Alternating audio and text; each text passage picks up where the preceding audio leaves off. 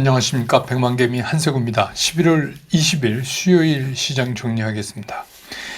아침에 끝난 뉴욕 시장은 그 지정학적 그 우려가 있는데도 불구하고 실적 발표를 했던 그 엔비디아가 상승하면서 전체적으로 상승 전환을 한 후에 상승 마감을 했습니다. 우크라이나는 어제 미국이 허용한 미사일 시스템으로 러시아를 공격했고, 또 이에 대해서 러시아는 핵 교리를 업데이트하면서 이제 상당히 경고를 했는데, 이런 지정학적 리스크가 확대됐지만 뉴욕 시장은 별로 이제 이쪽에는 신경을 안 썼습니다.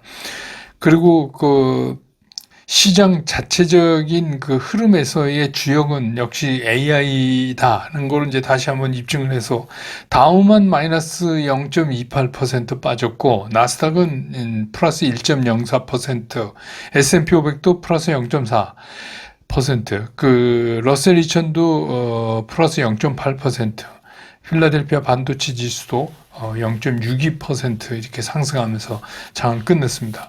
코스피 시장은 출발이 0.15% 조금 상승하면서 출발을 했고, 강력한 기관의 매수. 근데 기관의 매수라고는 얘기하지만 정확하게 얘기하면 연기금이죠. 연기금 오히려 금융투자 팔았고, 연기금이 1,800억 원 이상 매수를 했습니다. 그래서 오늘 많이 오른 것들은 거의 연기금이 산 거예요. 그래서 삼성전자를 제외하고 시총 상위 종목들이 일제히 이제 상승을 하면서 그러면서 이제 지수 상승 폭을 지켜나가는 그런 모습을 보였습니다. 그래서 오늘 코스피 시장에서 외국인들은 1,857억을 팔았고, 기관은 1,710억을 순매수했고, 개인이 852억을 순매도하고, 이렇게 해서 오늘 코스피 지수는 2482.29포인트, 어제보다 0.42% 상승을 하면서 마감을 했습니다. 반면에 이제 코스닥은 0.4% 이상 이렇게 상승하면서 출발을 했는데, 그러다가 한때 이제 마이너스 0.6까지 이렇게 밀렸어요. 그러다가 역시 이제 코스닥 시총 상위에 있는 종목들이 거의 모두 일제히 상승하는 그런 거에 힘입어서 좀 상승 쪽으로 가다가 오후 지나면서 이제 알테오젠, 리가켄 바이오 등 이제 이런 쪽에서 전열이 흐트러지기 시작을 했어요. 이것들이 이제 지수가 빠지면서 그러면서 상승했던 지수가 다시 밀려 내려오면서 하락 마감하는 그런 모습을 보였습니다. 오늘 코스닥 시장에서 외국인들은 558억을 순매도했고, 기관도 357억을 순매도했고, 개인이 835억을 순매수했습니다. 그래서 오늘 코스닥 지수는 682.91포인트, 어제보다 0.47% 더 빠지면서 시장이 끝났습니다.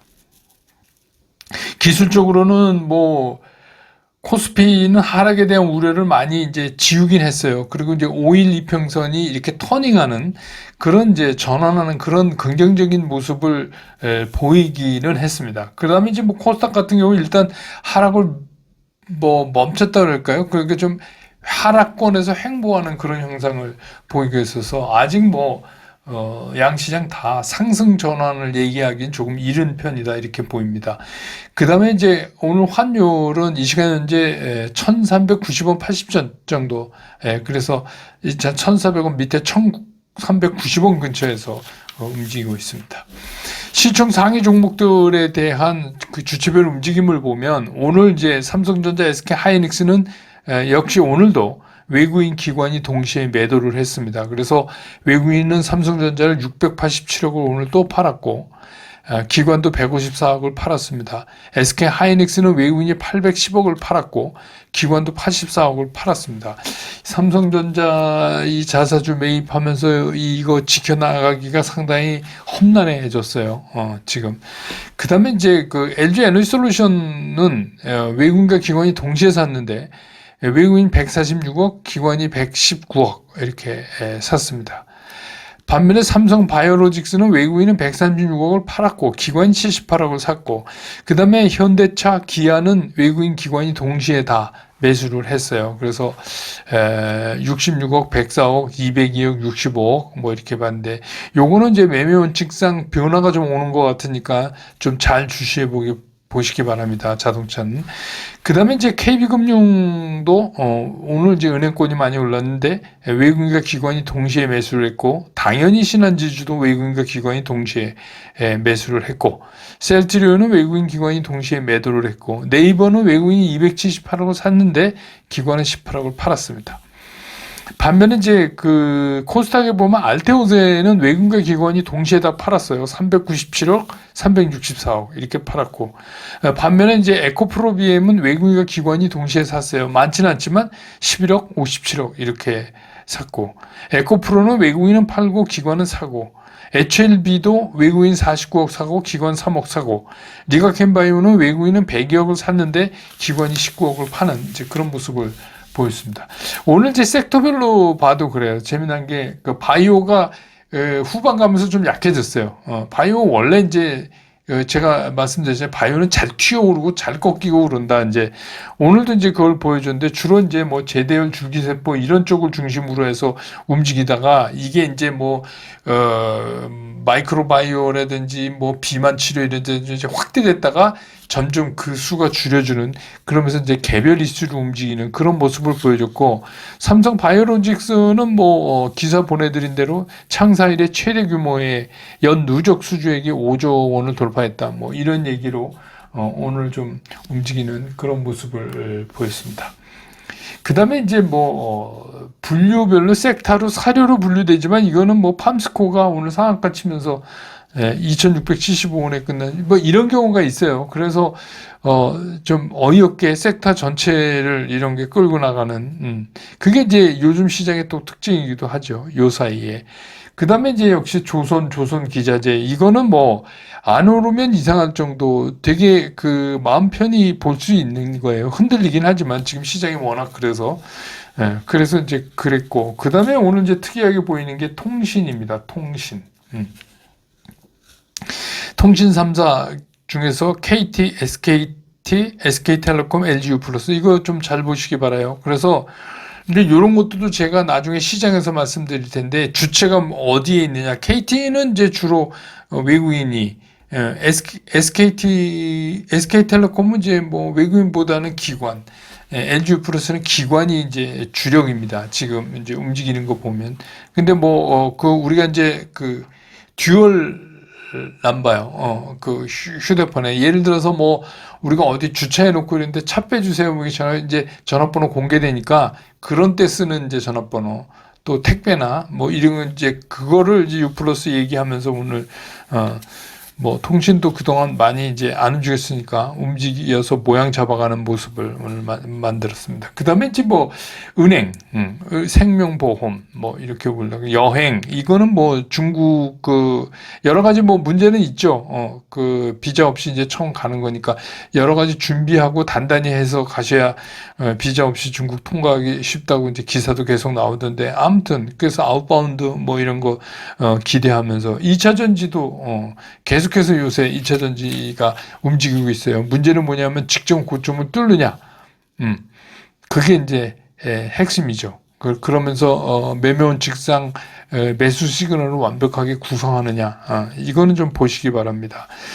자동차, 앞에서도 말씀드렸지만 자동차도 요게 최근에 그 매매원 직상 매수 시그널을 가까워지고 있어요. 이것도 잘 좀 살펴보실 필요가 있다. 그런 생각이 듭니다.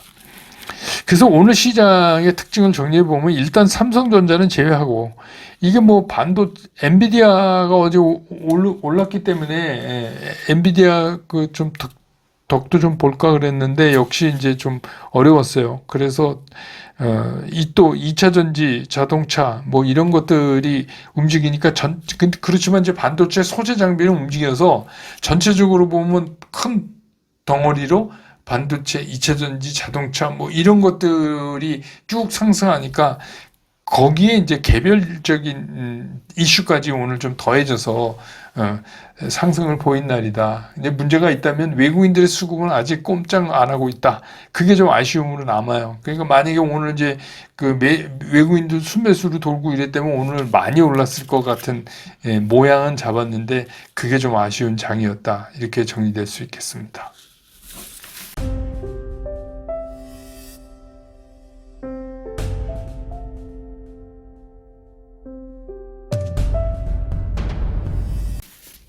시장을 좀 보면 지금 시장을 지배하고 있는 게 큰 흐름이 두 가지로 나눠볼 수가 있어요.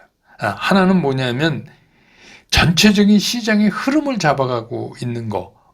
그거는 이제 소위 말하는 이제 패러다임이, 근데 여기는 뭐예요? 결국 AI죠. 모든 게 AI로부터 출발해서 AI로 끝나요. 그러니까 이제 AI 하면 제일 먼저 떠오르는 게 뭐죠? 이제 엔비디아, 거기에 관련된 이제 반도체. 뭐 우리는 이제 그 HBM 이쪽에서 좀 어려움을 겪고 있지만 그런데다가 이제 이게 우리는 전통적으로 메모리 쪽이니까 D램 가격이 내년에 좀 오른다더니 요새 또 계속 떨어져요. 그러니까 이제 그것도 또 아닌가 보다. 뭐 우리가 뭐 한때 이제 내년부터 뭐 D램이 없어서 못 판다 뭐 이러고 막 그랬는데 그것도 아니고.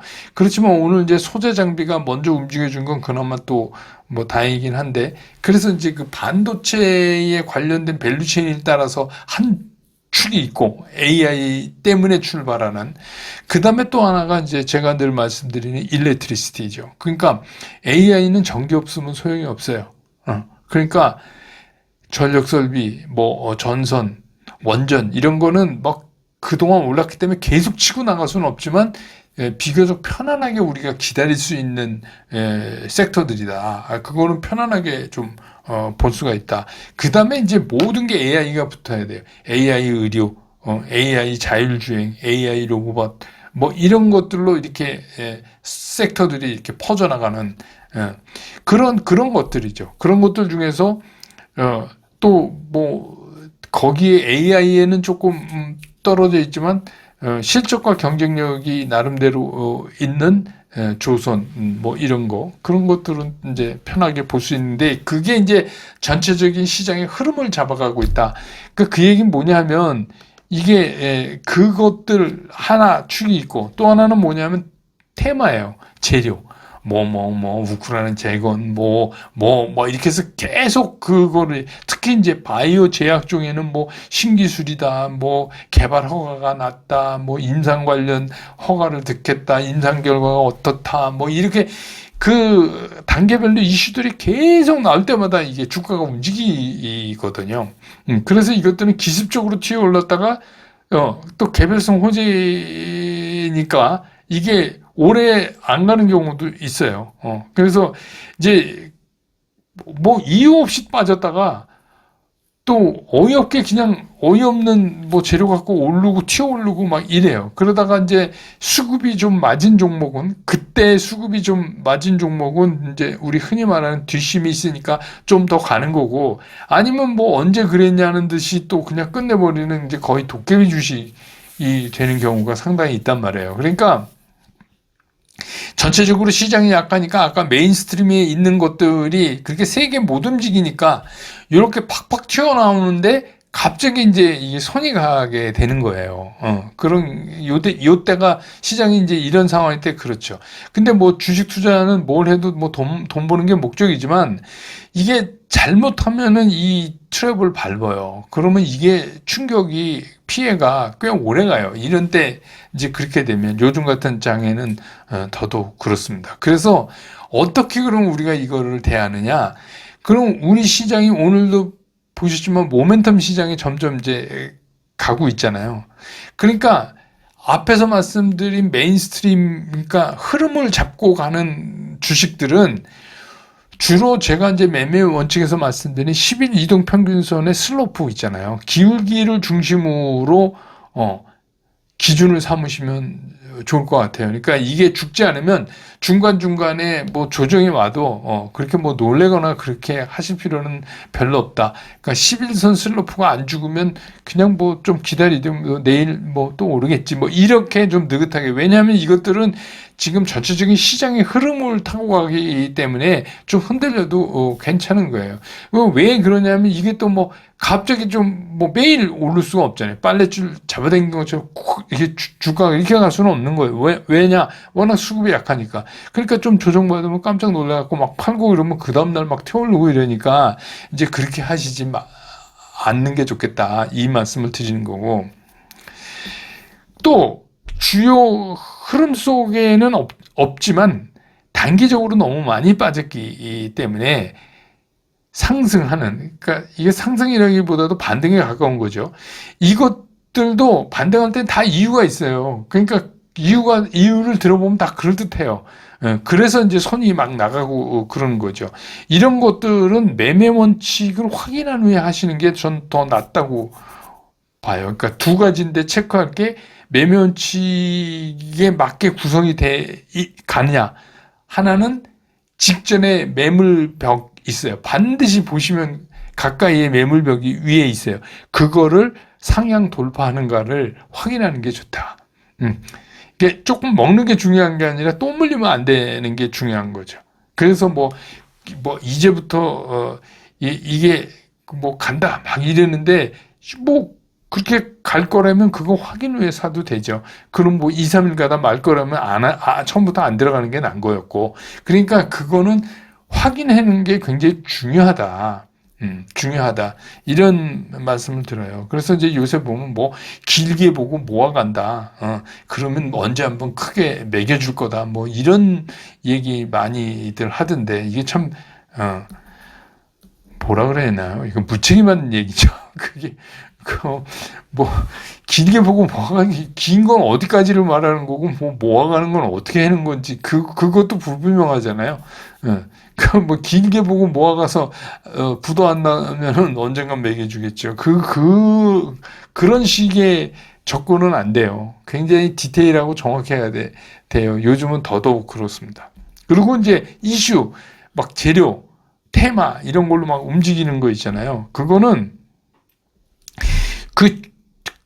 주체별 수급을 체크해 보세요. 그러니까 예를 들어서, 주체별 뭐 2달이면 2달, 최근 한 달이면 한 달, 2주면 2주 동안에 수급을 누가 많이 샀는가. 그러니까 얘가 이 테마를 가지고 상승하는데 누가 많이 기여를 했는가를 확인하실 필요가 있어요. 첫째. 두 번째, 지금까지 끌고 온 그 주체가 매도로 돌아서지 않는가를 확인해야 돼요. 그게 매도로 돌아서면서 주가가 빠지면 그냥 내려야 돼요. 무슨 말인지 아시겠죠? 그게 굉장히 정확하잖아요. 그게 수급에. 뭐냐면 미리 노리고 산 놈이 판대는데 그러면 끝난 거지. 그렇잖아요. 그러니까 이슈를 가지고 할 때는 그거를 굉장히 잘 보셔야 돼요. 테마성이나 이런 거는. 이거는 조정이 아니에요. 그러니까 그때는 그냥 탁 내려야 돼요. 바로. 그래서 기다리시는 게 훨씬 낫다. 그러니까 지금까지 말씀드린 이 전략만 잘 지켜도 이런 시장에서 굉장히 훌륭한 생존법인 물론이고 잘 안 깨져요. 이렇게만 해가면. 그래서 전체적인 시장이 다 그런 게 아니라 이렇게 크게 큰 두 캐터고리가 있고 한 캐터고리는 메인스트림으로 나가는 거. 또 그리고 실적도 짚었죠. 하나는 테마나 재료로 갖고 가거나 아니면 그동안 많이 빠졌다는 이유로 이제는 더 빠질 거 없다 하고 올라가는 거라든가 둘 중에 하나거든요. 그건 각각 그런 대응 전략으로 한번 해보시기 바라요. 그래서 여러분 갖고 계신 것들 오늘 한번 체크해 보세요. 그래서 얘네들이 여기서부터 여기까지 올라와서 오늘 닷새째 올라오는데 주로 누가 샀나? 그래서 걔네들이 계속 사면 좀 가는 거고 아직 스틸 헝그리 아직 안 끝났다는 거죠. 걔네들이 돌아서는데 주가 흔들린다? 그럼 빨리 내려야죠. 다시 한번 정리해 보시기 바랍니다. 오늘 시장 정리 이렇게 끝내고 내일도 장 끝난 다음에 저는 다시 여러분 곁으로 돌아오겠습니다. 여러분 고맙습니다.